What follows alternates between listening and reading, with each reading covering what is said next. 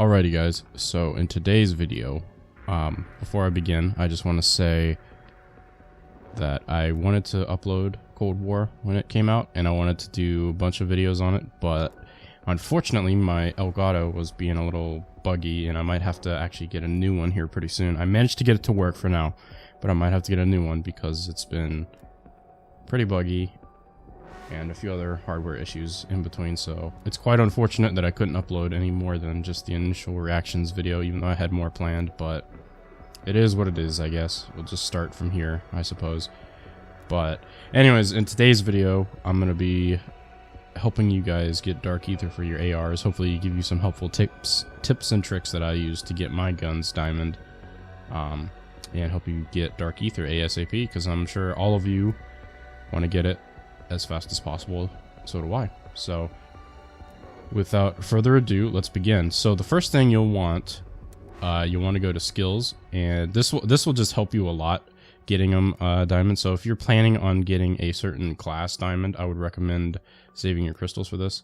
The first thing you want to upgrade, obviously, and this is the first thing you should upgrade anyways in the game, are the perks. Upgrade all of them to tier 3. Trust me, it will help you out quite a bit. Especially some of these tier 3 upgrades on them are really good. But the main thing, so obviously you should have Jug tier 3, I think.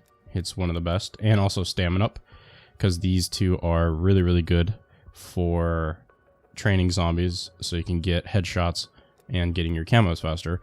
But also, you should get Deadshot Daiquiri tier 3 as well, because it deals 100% extra critical damage if they're at full health, increased damage against armored pieces, aka armored zombies, and reduce hipfire spread. So it's really good for aiming at the head and getting those critical kills that you will need in order to get one of the camos for the gun.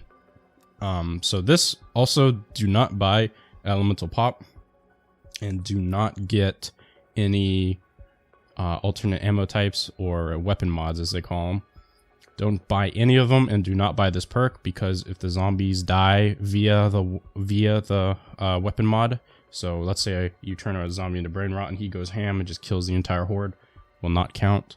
Also, you know, if they burn from blast furnace, or I guess it's called napalm now, or, you know, the electrocution, or from cryo, it will not count at all. An elemental pop can proc literally on everything. So just don't buy this perk, don't get weapon mods, and you should be good to go with your weapons. Alrighty guys, so once you get in the game, choose the weapon and class that you will be choosing to upgrade.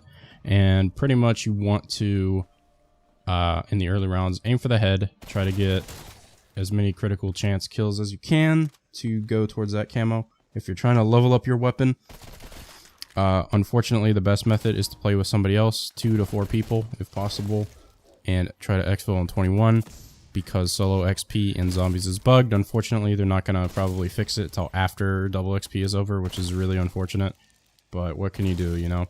So the best method, basically play with more people, especially if they're on PlayStation. Try to exfil on round 21 if you can, because after that is when you basically get very minimal XP for your weapon, especially in the later stages. Now, for like levels 1 through 30, you'll be getting it kind of fast, but after that, it's pretty much just falls off a cliff, the XP rate. So, even if you absolutely can't play with people and you have to play solo, the best strategy is to exfil on round 21, rinse and repeat until you get to level 50. Then you can start getting all the camos. And you'll probably get some camos along the way as well. So, yeah. Anyways, back to the camo thing. So, you basically just want to, like I said, aim for the head, kill them with critical kills, aka headshots, if you can. And that's what you try to do for the first 5 rounds. At round 5, you basically want to open most of the map. Go to the Juggernog area, the plain area. You can sit there and horde them up and kill them all, or you can do it in the spawn. It's up to you. But pretty much you want to go to the plain area and try to get more critical kills, obviously. And don't forget to lay down and get the free points from Stamina Up and Jug, because they do help. So pretty much just want to thin the horde out, and then once there's like 1 or 2 zombies left, you can go open up power, all that jazz. Start the anomaly, go get Pack-a-Punch, you know, grab the part to Pack-a-Punch, open Pack-a-Punch. And at this point, also don't forget to upgrade your weapon if you have enough salvage. Don't forget to upgrade it to green or blue if you have enough salvage. And also after this, so pretty much what you want to do is wait for the zombies to come into the power room. And then you want to get all the orbs of light for the free jug Easter egg.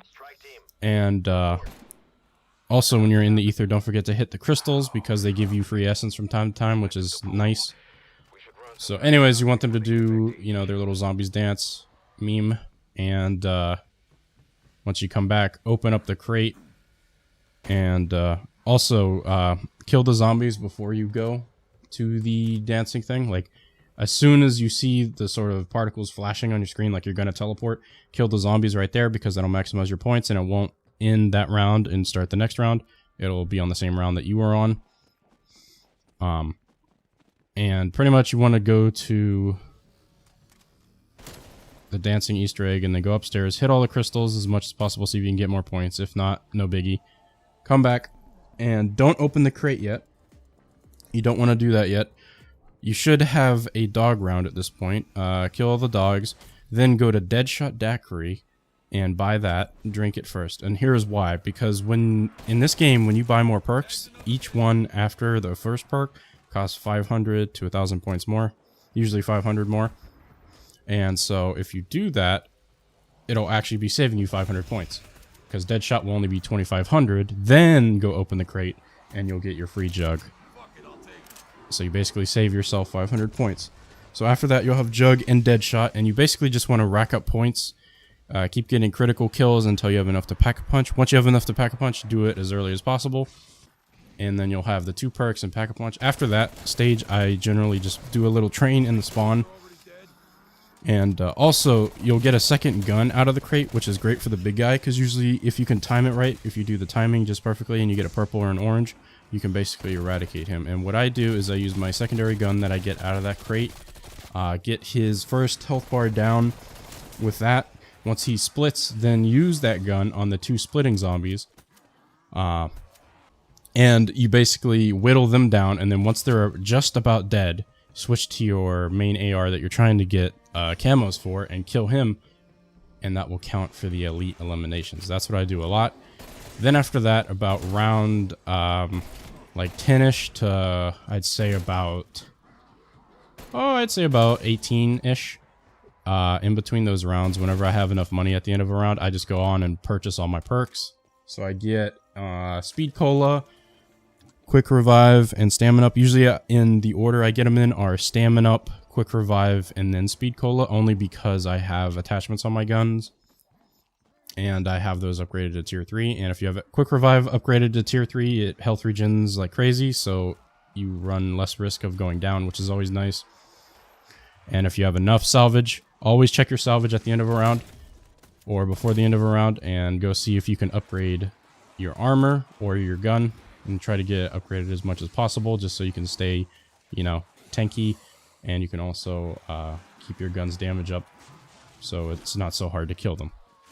Basically around round 18 to 20, you just want to save up a crap ton of points, and you should have saved up a lot of points from the previous rounds anyways once you get those 5 perks. Do not buy Elemental Pop, by the way. I cannot stress that enough. Do not buy that. Do not buy the mods, like I said before, because it will screw up your camo challenges and they will not count as weapon kills. So once you have all 5 of your perks, you basically just want to save money, and then around round 18 to 20 is when your first Pack-a-Punch will start to fall off. Good shit, thank you. And so you basically want to try to double pack around that time. And then again, save up more money and try to pack a 3rd time. And also with the salvage, you want to try to get orange or purple before you exfil. If you can't manage to get to Pack-a-Punch tier 3 before round 21, before you exfil. And this is for camos too, even if you're not leveling up the weapon, even if you're just trying to get camos. So if you have the gun maxed, I would not recommend exfilling on 21 if you're getting camos, because you can get more kills.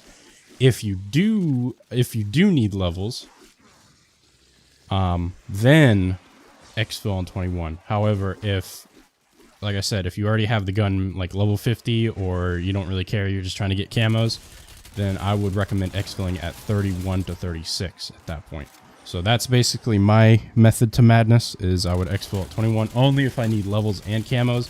However, if I just need camos and I just need, you know, a bunch of kills and whatnot, then I would stay until 31 to 36 and then exfil. Just make sure you have proper setup and all that.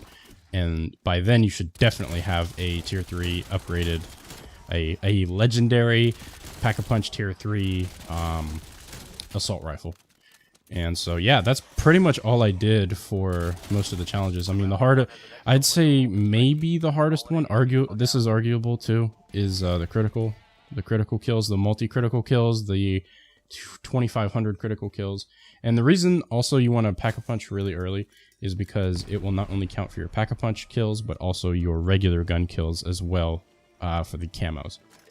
And pretty much the hardest one for me was probably the critical kills, and then sometimes it was the not get hit by zombies, because you have to do not get hit by like 20 zombies 2 times, and then I think the maximum's 10 times. But if you're in the later rounds, you just have to pretty much make sure to sprint around the spawn a bunch and not get slapped. I mean, it's fairly easy to not get slapped at those high rounds if you train them properly. Because what I usually do is I'll train them, and I'll look outside the map and on my mini map and basically see when they stop coming through the barriers. That's when I turn around in a safe area and I basically unload on them. That's pretty much when I turn around and just unload, and I strafe back and forth, left to right, not up and down, just back and forth, left to right until the clip's empty or until I'm running into a barrier. Just be careful with that because you can get stuck pretty easily if you mess up. That's why when I generally do it, I do it in the long area of spawn where the DIE door is with the rabbit on it and where the crafting table is. I usually turn backwards around there and shoot them all because that is the safest area with less obstacles to run into. Just be careful with that. Make sure you don't get caught. Otherwise, that will be a nightmare.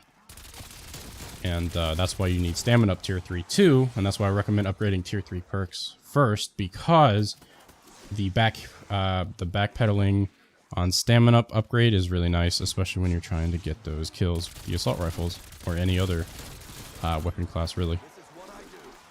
So yeah, guys, I hope these tips have helped you, and hopefully you can get the ARs upgraded fairly quickly. I got it done in about a week's time, and I probably could have gotten it done in like 4 or 5 days time had I not been playing other games as well. But like, you know, I don't play Cold War 24/7. I play other games. I play League. I play, you know, other video games in the meantime and stuff like that. So I don't just play this, and this isn't the be all end all. If I just played this the whole time, then I could probably get it done in 4 days. But anyways, I hope this guide helped you out. And now I'm going to show you all the diamond camos on a multiplayer map, because if I did it in zombies, it would take forever to load up. But I'm going to show you all the camos real quick to show you how they look in game. And boom. So here's the FFAR. Looks alright. I prefer the multiplayer diamond camo. Don't get me wrong, this looks good. But I prefer the multiplayer diamond camo, personally, over this one. But it's alright. Alright. And here is the AK-47.